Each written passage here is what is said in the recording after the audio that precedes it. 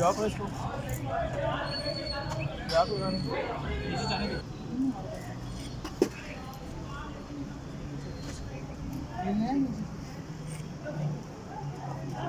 हम heart complete बनाएंगे, हमें थोड़ी देर के बाद बताने के लिए पहले स्पीड लेकर आओ।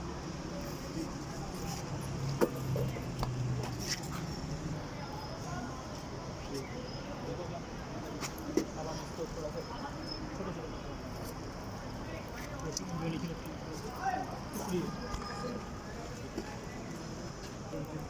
बहुत बहुत उठा दिए बराबर उठाना सारे बस ठीक है सही